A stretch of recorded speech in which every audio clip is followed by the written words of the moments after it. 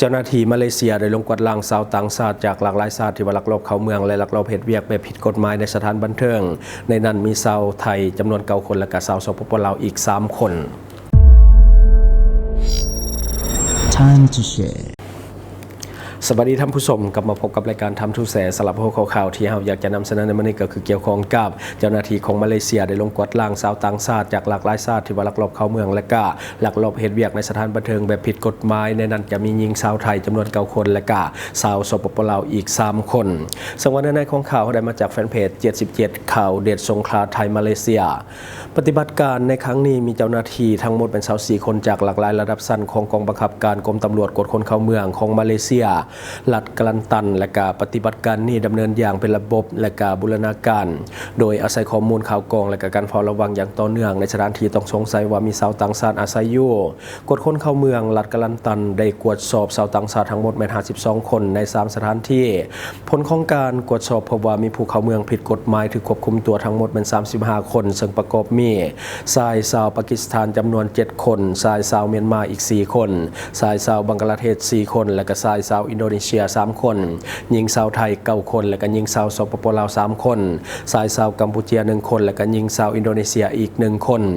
สำนักงานกวดคนเข้าเมืองรัฐกลันตันขอความร่วมมือจากประชาชนให้แจ้งข้อมูลข่าวสารเกี่ยวกับผู้ที่ว่าเข้าเมืองผิดกฎหมายหรือว่ามีกิจกรรมผิดกฎหมายใดๆของชาวต่างชาติโดยจะมีการดำเนินการอย่างเข้มงวดและบ่มีการผ่อนผันกับฝ่ายใด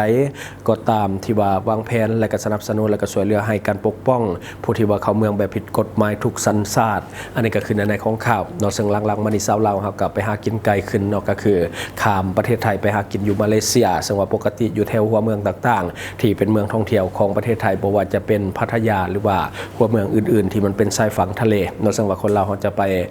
หากินตามสถานบันเทิงค่อนข้างที่จะหลายแต่ว่าอันนี้ก็คือข้ามประเทศไทยไปหากินอยู่มาเลเซียแต่สุดท้ายถูกจับเนาะก็คือมีผู้หญิงลาว3 คนแล้วมาต่ออีกข่าวนึงก็คือคนไทยเป็นขบวนการค้ายาเสพติดข้ามชาติที่ว่าอาศัยอยู่ในสปป.ลาวเป็นคนจัดหายาเสพติดและก็ส่งข้ามแม่น้ำคลองไปยังฝั่งประเทศไทยหวังข้ามไปยังประเทศที่3เป็นยาไอซ์จำนวน316 กิโลกรัมมูลค่าบ่ธรรมดาก็คือ40 ล้านบาทแต่ว่าสุดท้ายขบวนนี้ถูกรวบอยู่ที่ประเทศไทยในของข่าวเขาได้มาจากแฟนเพจข่าวสดของประเทศไทยวันที่7 พฤษภาคม 2026เจ้าหน้าที่ตำรวจตระเวนชายแดนภาค2ร่วมกับตำรวจภูธรจังหวัดขอนแก่นสถานีตำรวจภูธรเมืองขอนแก่นได้สกัดจับรถเก๋งโตโยต้าอัลติสสีบรอนเงินป้ายทะเบียนก็คือ1คท6100กรุงเทพมหานครอยู่บริเวณเส้นทางมิตรภาพตำบลเมืองเก่าอำเภอเมืองจังหวัดขอนแก่นโดยได้หยุดรถแต่ว่าคนขับได้แล่นเข้าป่าข้างทางก่อนที่ตำรวจจะติดตามจับตัวได้เมื่อกดค้นภายในรถพบยาเสพติดเป็นยาไอซ์จำนวนล่วงลายภายหลังการจับกุมเจ้าหน้าที่ของไทยได้เข้าตรวจสอบในพื้นที่เกิดเหตุพบยาเสพติดประเภทยาไอซ์น้ำหนักรวมก็คือ316 กิโลกรัมมูลค่า40 ล้านบาทห้องผู้บังคับการตำรวจตระเวนชายแดนภาค2เปิดเผยว่าทางเจ้าหน้าที่ได้รับแจ้งจากสายลับว่าจะมีการลำเลียงยาเสพติดจำนวนล่วงลายผ่านพื้นที่จังหวัดขอนแก่นโดยใช้รถยนต์โตโยต้าอัลติสสีเทาป้ายทะเบียนกรุงเทพมหานครขับลำเลียงมาตามเส้นทางมิตรภาพภายหลังได้รับแจ้งเจ้าหน้าที่จึงได้จัดกำลังเฝ้าเบิ่งและก็ติดตามจนฮอดเวลาประมาณ 21 โมงเจ้าหน้าที่พบรถต้องสงสัยขับผ่านบริเวณหน้าสถานีตำรวจภูธรเวรุวันจึงได้ติดตามอย่างใกล้ชิดต่อมาเวลาประมาณ 22 โมงรถคันดังกล่าวได้เลี้ยวเข้าไปบริเวณหน้าบริษัทแห่งหนึ่งในเขตตำบลเมืองเก่าอำเภอเมืองจังหวัดขอนแก่น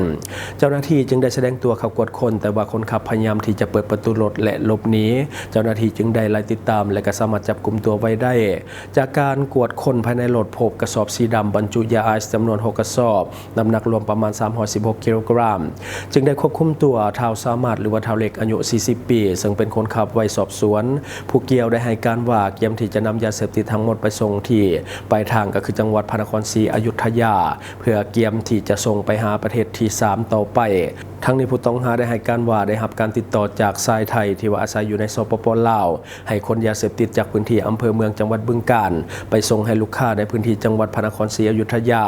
หากส่งสำเร็จจะได้รับค่าจ้าง 250,000 บาทและเคยเหตุในลักษณะดังกล่าวมาแล้วหลายครั้งเบื้องต้นเจ้าหน้าที่ได้แจ้งข้อกล่าวหาก็คือจำหน่ายยาเสพติดให้โทษประเภทหนึ่งก็คือยาไอซ์โดยมีไว้เพื่อจำหน่ายอันเป็นการกระทำเพื่อการฆ่าก่อให้เกิดการแพร่กระ จายในหมู่ประชาชนและก็ส่งผลกระทบกับความมั่นคงของรัฐหรือว่าความปลอดภัยของประชาชนโดยยาเสพติดสูตรดังกล่าวมีมูลค่าแม่น40 ล้านบาทหากหลุดลอดไปหอดปลายทางอาจจะส่งผลกระทบอย่างรุนแรงต่อกับสังคมและความปลอดภัยของประชาชนก่อนจะนำตัวผู้ต้องหาพร้อมกับของกลางส่งให้พนักงานสืบสวนสอบสวนเพื่อดำเนินคดีตามกฎหมายต่อไปเนาะนี่ก็คือเนื้อในของข่าวทุกวันนี้มันมาทุกรูปแบบแท้ๆสำหรับกระบวนการค้าขายยาเสพติดข้ามชาติระหว่างลาวและก็ประเทศไทยก็คือมีทุกรูปแบบรูปกันเนาะและก็หลากหลายประเด็นมาต่ออีกข่าวหนึ่งก็คือ2นายกรัฐมนตรีของสปป.ลาวและมาเลเซียพบปะ2ฝ่ายที่เซบูประเทศฟิลิปปินส์เนื้อในของข่าวเขาได้มาจากแฟนเพจความสงบหรือว่าลาว Security Newsในวันที่ 7 พฤษภาคม 2026 ที่เซบูประเทศฟิลิปปินส์พนาธานชอนไซซิพันดอนนายกรัฐมนตรีแห่งสปป.ลาวได้พบปะ2ฝ่ายกับพนาธานอันวาอับราฮิมนายกรัฐมนตรีแห่งมาเลเซียในโอกาสเดินทางเข้าร่วมกองประชุมสุดยอดอาเซียนครั้งที่ 48 และบรรดากองประชุมที่เกี่ยวข้องในวันที่ 7 หาวันที่ 8 พฤษภาคม 2026 ในโอกาสดังกล่าว2นายกรัฐมนตรีของสปป.ลาวและมาเลเซียได้แสดงความสมเสยและตีราคาสูงต่อสายพัวพันมิตรภาพอันยาวนานและการร่วมมือที่เต็มไปด้วยมรรคผลระหว่าง2ประเทศตลอดระยะ6 ทศวรรษที่ผ่านมาซึ่งแสดงออกในการแลกเปลี่ยนการเยี่ยมยามของคณะผู้แทนขั้นสูงของ2ประเทศอย่างเป็นปกติรวมทั้งการสนับสนุนและการช่วยเหลือซึ่งกันและกันในเวทีภาคพื้นและสากลโดยเฉพาะแม้นการร่วมมือในครอบครัวอาเซียน2ฝ่ายเห็นดีที่จะสืบต่อส่งเสริมในการร่วมมือในด้านต่างๆให้ขยายตัวยิ่งขึ้นเป็นต้นแม่นด้านการเมืองเศรษฐกิจการค้าและการลงทุนพลังงานการเงินและธนาคาร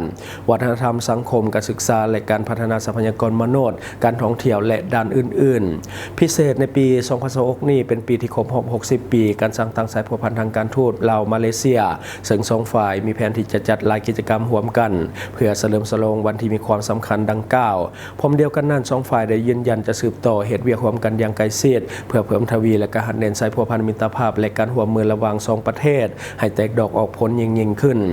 ในโอกาสนี้ประธานนายกรัฐมนตรีสอนชัยสิพันดอนได้แสดงความขอบใจต่อกับ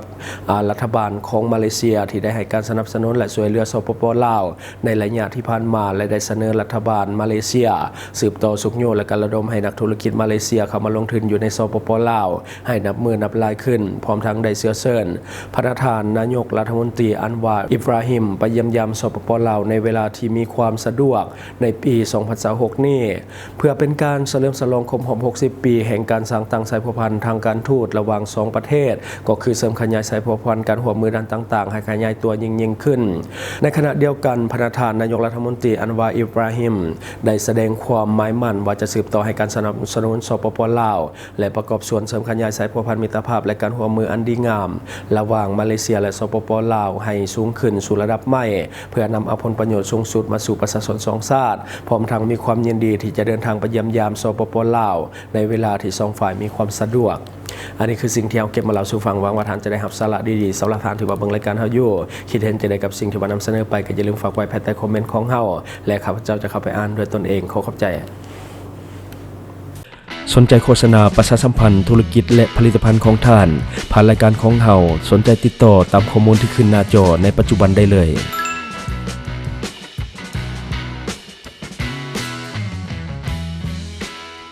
อยู่เมืองลาวใช้แต่เงินกีบลาวและส่งเสริมผลิตภัณฑ์ภายในเพื่อลดผ่อนการนำเข้าสินค้าและแก้ปัญหาเงินตา